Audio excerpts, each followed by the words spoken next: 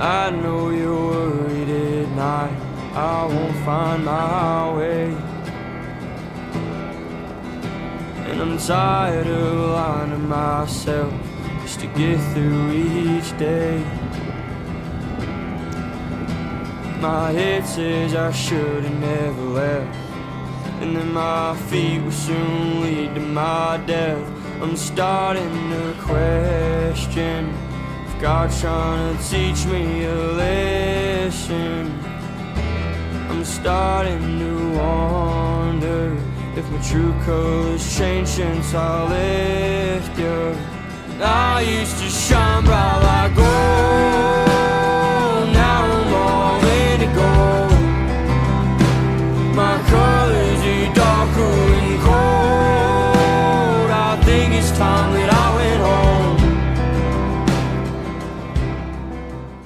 So I guess it started in 2020. It was around March, and I was in the bathroom and I felt a big lump on the side of my neck. And obviously that wasn't supposed to be there. So I told my mom, and she was like, don't worry, like, we're gonna go to the doctor.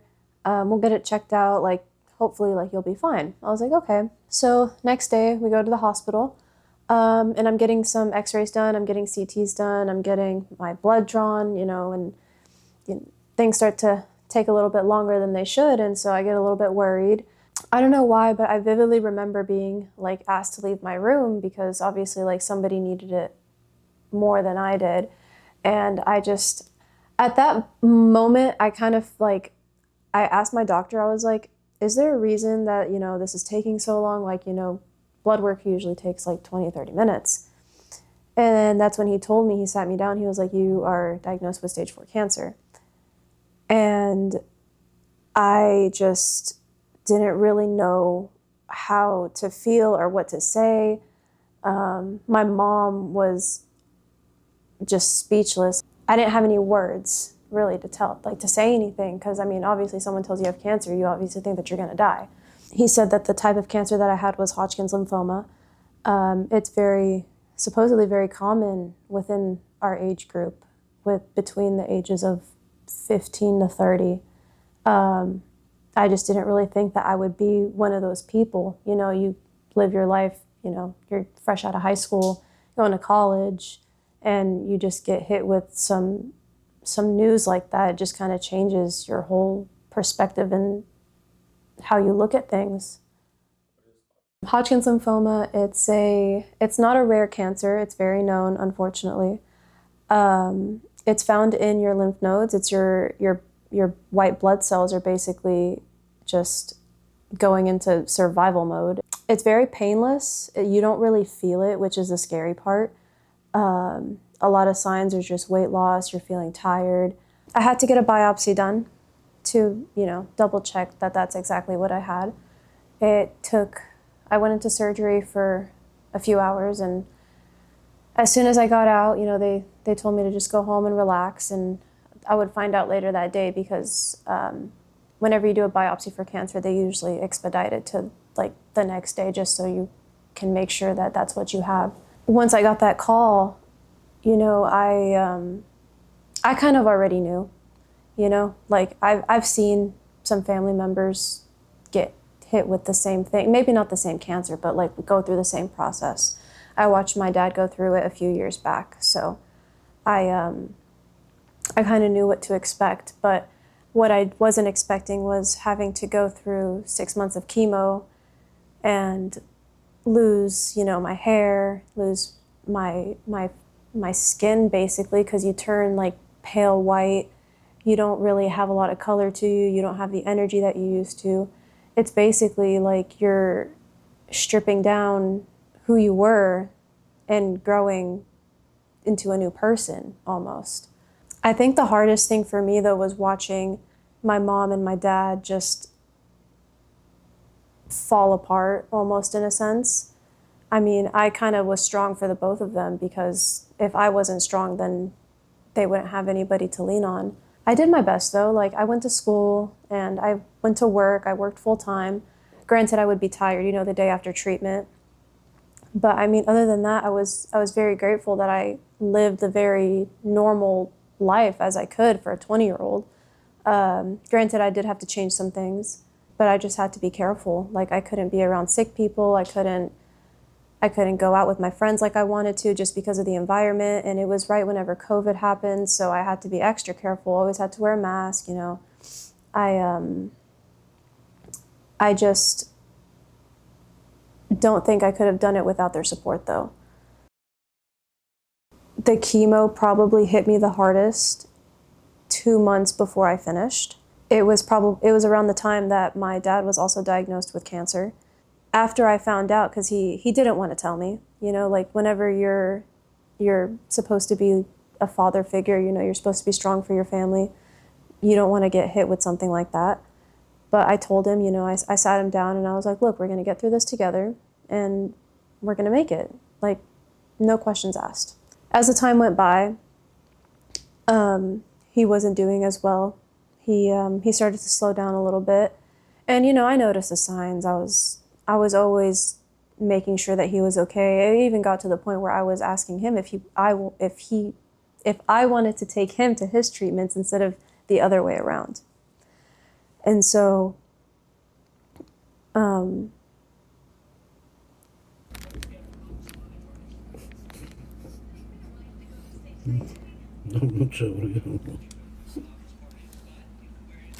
think the hardest thing that I had to go through was watching him die, which was something that I don't wish upon anybody. He was probably the strongest part of me and also the weakest, because I became a completely different person. As I thought that whenever I got diagnosed, that changed me as a person. I saw different things, but watching somebody that you love just pass away in front of you, it just changes your perspective on a lot. So my treatment went a little bit downhill after that. Not by much, but there were definitely signs. Like I just wasn't eating as much. It got to the point where I didn't even want to finish my treatment, but my mom told me that that was just a silly idea and that I had to keep going. I got through it, barely, but I got through it. And as soon as I finished, the first thing that I did was I went to his grave and I was like, I finished for the both of us. A lot of things kept me going. Like I said, I was still in school. I still had a full-time job. Honestly, the best part about it was going to work because all my friends worked with me. My family also kept me pretty close. They never let me do anything alone. If I ever wanted or needed to do something just to get out of the house, even if it was 2 o'clock in the morning, they'd be like, okay, let's go. I think that the one thing that I am very grateful for is that I never took no for an answer. If I wanted to do something, it was going to get done. I remember that my dad, he wanted to go to this restaurant. It was like in Austin or something. And he was like, let's go tomorrow. We can plan it out. We can make sure everything's good. And I was like, no, let's go right now. I was like, if you want to go right now, we can go right now. And that's exactly what we did. And it was the best day trip that we ever took. So I told my mom, I was like, you just have to say fuck it and go. And she still lives to that motto to this day. And I'm so glad that she does, because she never used to be like that until I just told her, I was like, you got to live your life. You can't stay stationary. You can't be here forever. You gotta get your feet wet a little bit. That's the one thing that still keeps me going today, is I'm always on the move. I always want to do something. My friends even know. Sometimes they hate me for it, but it's okay. I wanted to design a t-shirt that represented a part of me whenever I was going through all this. So I decided to do a butterfly and the wing on the back of the shirt, because basically what really happened was, I was kind of reborn in a sense. Like a butterfly, you go into a caterpillar, then you go into a cocoon, and then you turn into a butterfly. You turn into something beautiful. And I think that's exactly what happened. So I wanted to collab with someone who really understood what I went through and what I was going through. And blessed, he's such a good person, he's such a good guy, and I think we just instantly clicked whenever the idea popped up. So I decided to put his angel wing on my right, and I put the butterfly on my left, and I put the cross on my right. My goal with this is to raise money for Cook Children's Foundation. The proceeds for this t-shirt are going to go to Cook Children to help with their cancer funds.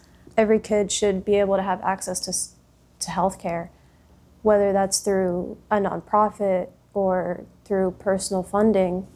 I wanted to be able to make sure that they had that option. One of the reasons why I was doing this is because I was one of those kids who needed funding, and I was blessed enough to be able to get that funding. These t-shirts will be available on my website probably around the same time that this video will be posted. Each purchase that is made is a step towards healing, hope, and making a difference. I gave up a piece of my heart, then I turned to run. Oh, my head's in the clouds, but I don't feel close to the sun. And the light fades away from my face, and the tears fall